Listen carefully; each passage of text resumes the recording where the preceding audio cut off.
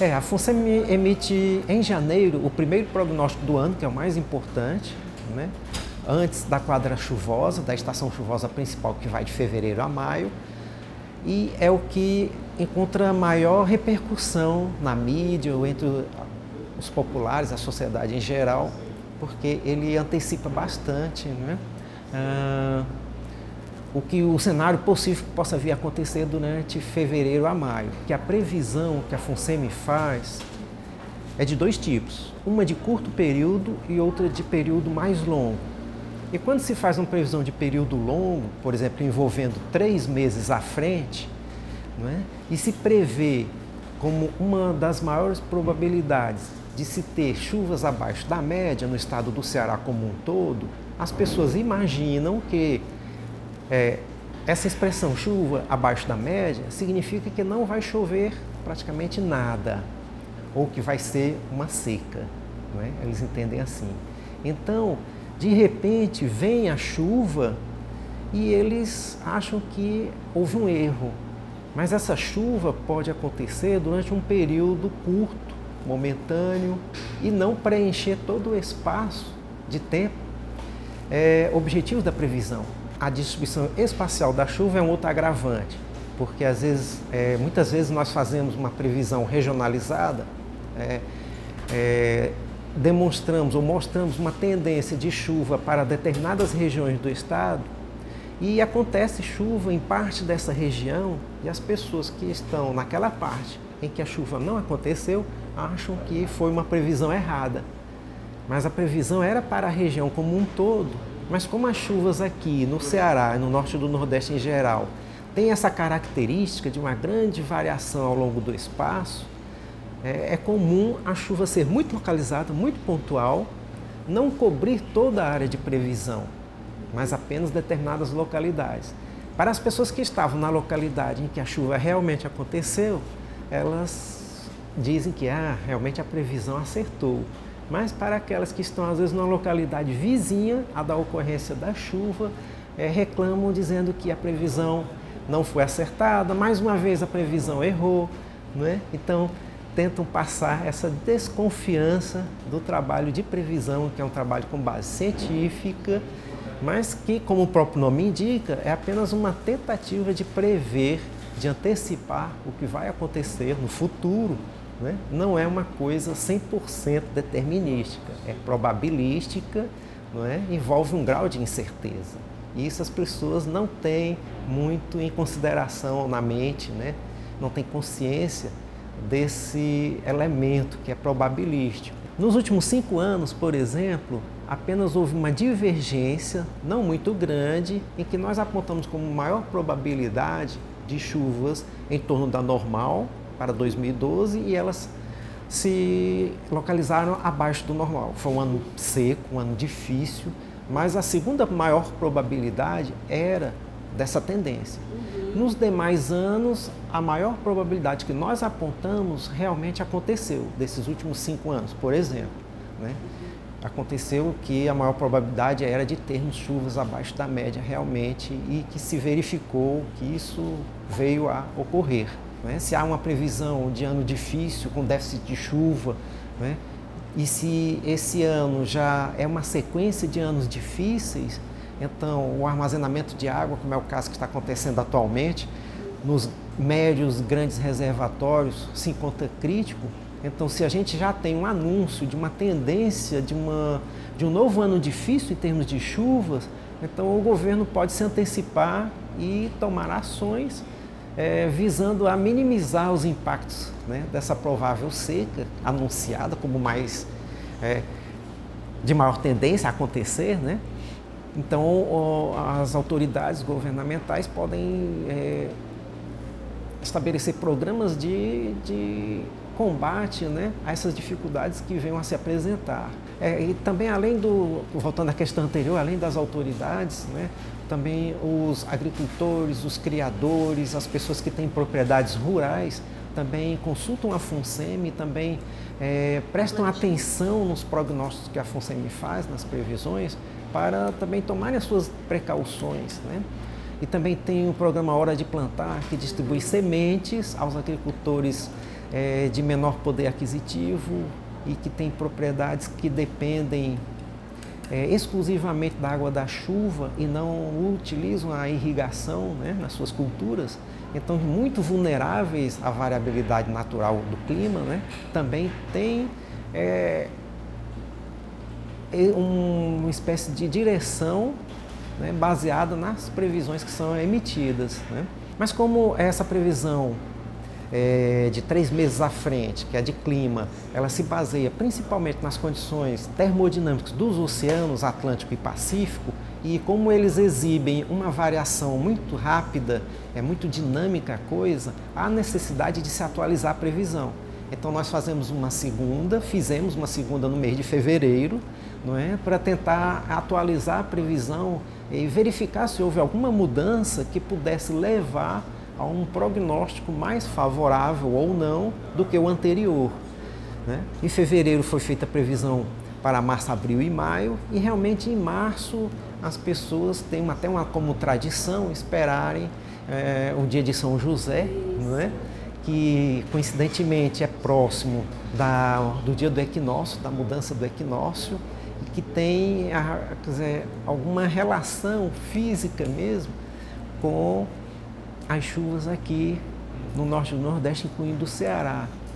É um momento em que o Sol está cruzando novamente o Equador de volta do hemisfério sul para o hemisfério norte. Então significa que o Sol esteve em dezembro até março, né, durante o verão em dezembro até o equinócio de outono em março, o Sol esteve sobre o hemisfério sul da Terra, aquecendo as águas oceânicas, o que pode levar, por exemplo, se essas águas responderem a esse aquecimento do Sol e também vierem a se mostrar mais quentes do que as águas acima do Equador, no Oceano Atlântico, isso favorece a atuação da zona de convergência intertropical, que é o principal sistema meteorológico que traz chuvas de uma forma mais regular para cá, para o Ceará. Então, o Sol ultrapassando o Equador em março, né, significa um retorno ao hemisfério norte, mas também significa que provavelmente as águas do Atlântico Sul devam estar mais aquecidas, porque ele esteve bastante tempo por sobre o hemisfério sul aquecendo essas águas. Então há uma relação, não é, com o dia de São José, por isso, nesse aspecto. O El Niño e Laninha são fenômenos oceânico-atmosféricos, ou seja, que se originam nos oceanos, também tem a ver com a temperatura da superfície do mar e que tem uma repercussão na atmosfera. E isso acontecendo no Oceano Pacífico, quando nós temos anos de El Niños que tendem a ser fortes, de moderados a fortes, né, no Oceano Pacífico Equatorial, há uma tendência muito grande de eles dificultarem as chuvas no norte do Nordeste, porque formam-se células de convecção entre essa região do Pacífico e o norte do Nordeste, inclusive até parte do leste da Amazônia, em que a convecção se fecha, uma célula se fecha de convecção, isso falando um pouco mais complicado que é um termo de física, né? Permitindo uma descendência de ar sobre a nossa região, aumentando a pressão atmosférica e impedindo a formação de nuvens de chuva ou as nuvens de chuva que acompanham a zona de convergência intertropical, né? Tem dificuldade de se desenvolver e trazerem, de formarem, se desenvolver e trazerem chuvas para o norte do Nordeste e o nosso Ceará. Então, o El Niño dificulta, principalmente quando ele se mostra entre moderado e forte, a formação de nuvens de chuva aqui. Então, há uma tendência de seca quando temos esses fenômenos. Já o Laninha, que é um fenômeno oposto ao El Niño e que representa um resfriamento anômalo, ou seja, anormal da temperatura da superfície do mar do Oceano Pacífico Equatorial, pode facilitar a formação de nuvens de chuva sobre o Ceará. Isso tem a ver com o Peru e alguns países da costa oeste da América do Sul, no Pacífico, do nosso continente, da América do Sul, né? E que deram nome às águas, né? que tinham essas características de mostrar em temperaturas diferentes, não é?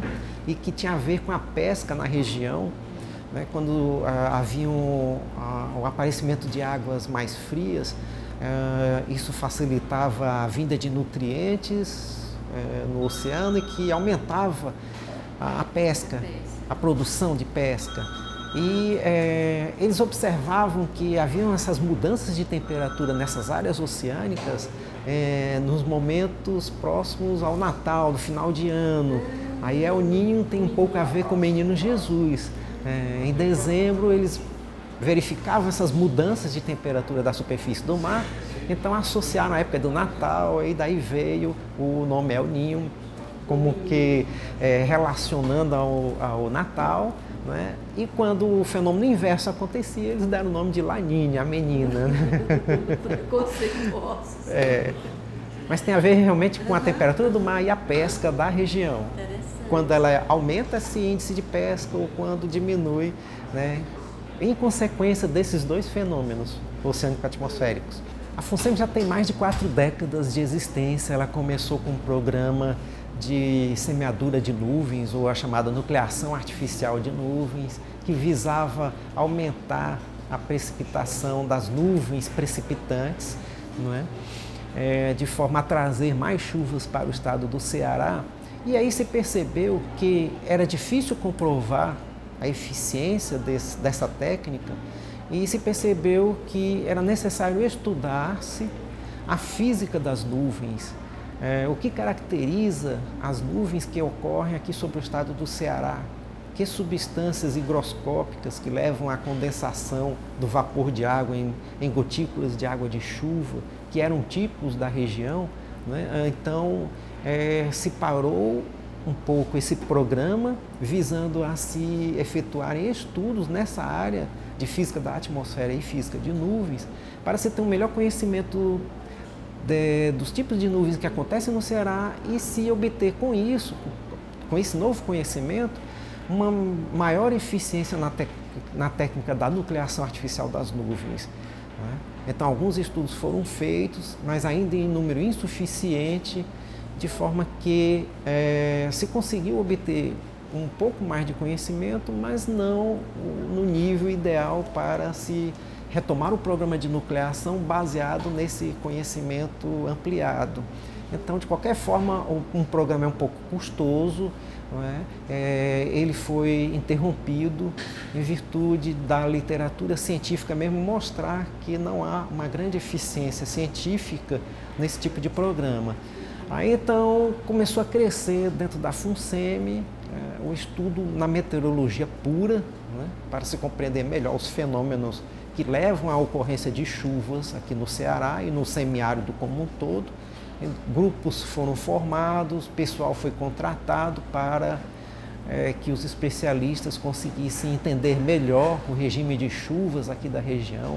Então, daí a FUNSEMI cresceu nessa área da meteorologia, mas ela também tem pesquisadores e técnicos trabalhando na área de recursos hídricos e também de recursos ambientais, no nível do sensoriamento remoto, executando diversos outros trabalhos importantes para um conhecimento melhor do semiárido, para a convivência com a seca, para fornecer elementos científicos e técnicos para que o homem do campo possa, né, conviver melhor com o semiárido. Então a FUNSEMI tem uma ampla gama de atuação com relação a esse aspecto. Agora, o que aparece mais na imprensa ainda é a parte da meteorologia, do clima, da previsão, né, da quadra chuvosa, da qualidade da quadra chuvosa. Temos trabalho em várias áreas, temos de qualificação de águas subterrâneas, nós temos uma bacia experimental em que nós simulamos o ciclo hidrológico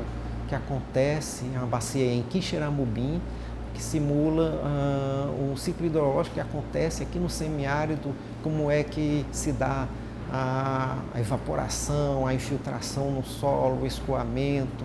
Temos trabalhos também, por exemplo, até a nível de recuperação do semiárido, né, com técnicas simples, que não têm um custo elevado, de como recuperar áreas degradadas, áreas já em processo de desertificação. Por exemplo, nós temos um projeto desses na região jaguaribana, em que nós conseguimos mostrar que com técnicas simples, o homem do campo mesmo, sendo instruído, ele pode recuperar, se não no todo, pelo menos em parte, aquela área ou propriedade dele que já se encontrava em processo mesmo de desertificação, já de destruição e de dificuldade de plantar, de utilizar aquela terra de uma forma proveitosa. A pessoa faz um curso de 4 anos, né, onde ela vai estudar bastante física, matemática, também elementos de geografia, de ambiente, para se tornar um meteorologista. Infelizmente, no Ceará ainda não temos um curso de bacharelado em meteorologia. O mais próximo é em Campina Grande, na Paraíba, né? Mas temos diversos outros cursos no Brasil e na FUNSEMI, frequentemente nós temos a presença de pessoas de outros estados, principalmente do Rio Grande do Sul, pesquisadores, né, e meteorologistas que vêm para cá para ajudar como colaboradores, né, e que são formados no sul do país ou mesmo no sudeste, porque infelizmente aqui, por enquanto, ainda não temos um curso de meteorologia desse nível, né? Bom, a FUNSEMI procura sempre utilizar do que se chama estado da arte, não é? Em ciência da meteorologia, em ferramentas tais como imagens de satélites, modelos numéricos, tanto de tempo quanto de clima, que simulam a atmosfera e o seu comportamento, né? Radares meteorológicos, então uma parafernália de equipamentos e de conhecimentos também, a fim de exercer da melhor forma possível o seu trabalho e fornecer à população um resultado mais confiante possível, né, de maior qualidade possível, apesar de a população ainda não ter essa noção, né, da dificuldade que envolve o trabalho da meteorologia, mesmo com todos esses recursos, sendo ela uma ciência relativamente nova, ainda em aperfeiçoamento, né?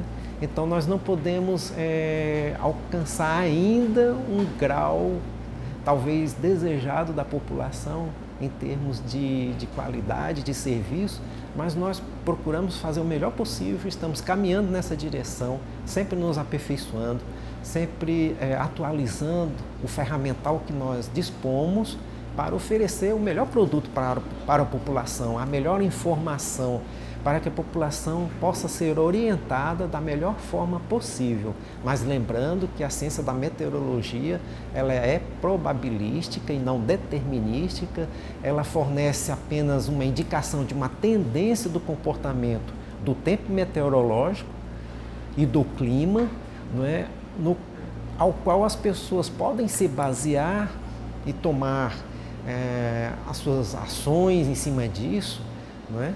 Mas há necessidade de que a população entenda que ela é realmente probabilística, que ela aponta probabilidades e não certezas absolutas de ocorrência.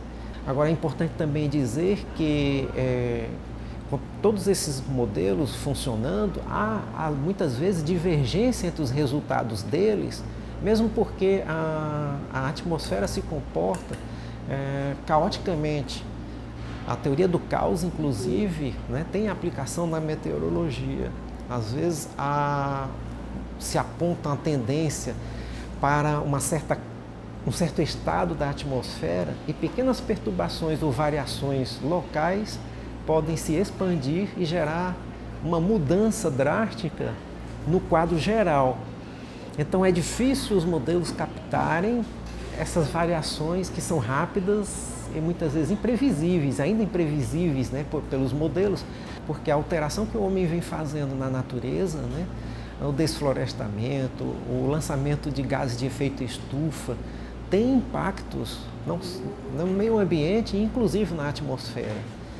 E a capacidade científica que o homem já desenvolveu ainda não é suficiente no nível ideal para capturar cada alteração dessas provocada pelo homem, ou mesmo ciclos naturais ainda não perfeitamente compreendidos, para simular a atmosfera e dar resultados de prognósticos, né, absolutamente confiáveis. Não, nós temos um nível de confiança alto, já conseguido, mas não é ainda o máximo possível devido a essas variáveis que são até de difícil domínio por parte dos cientistas. É algo novo que está sendo estudado, novos elementos são descobertos diariamente que podem aperfeiçoar, por exemplo, as previsões, não é? Então, realmente dificulta o nosso trabalho.